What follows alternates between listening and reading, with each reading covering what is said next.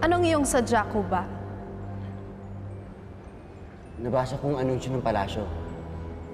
Totoo bang may naghihintay na gantimpala sa kung sino man ang magpapagaling sa mahal na hari? Oo.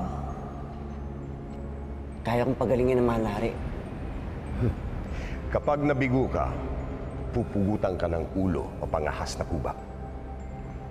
Hindi mangyayari yun. Kaya ko siya pagalingin.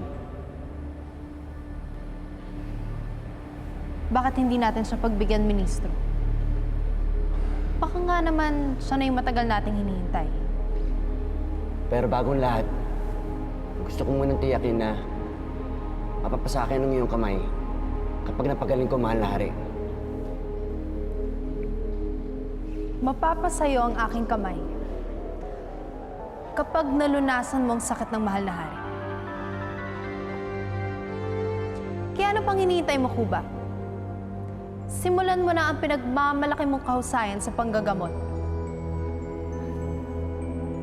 Kailangan ko ng 3 bakang itim.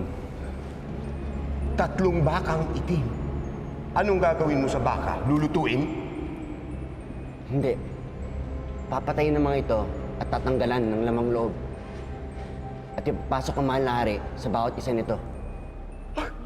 Ipapasok mo ang mahal na hari sa loob ng baka? Baliw ka ba?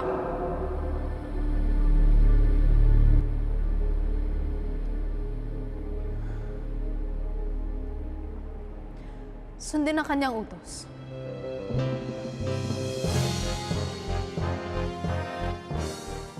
Ipinasok ang katawan ng hari sa loob ng unang bakang itim, gaya ng sinabi ng Kuba.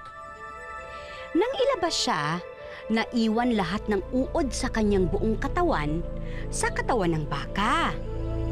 Nang ipasok siya sa ikalawang baka at ilabas, nawala ang mga butas ng kanyang katawan.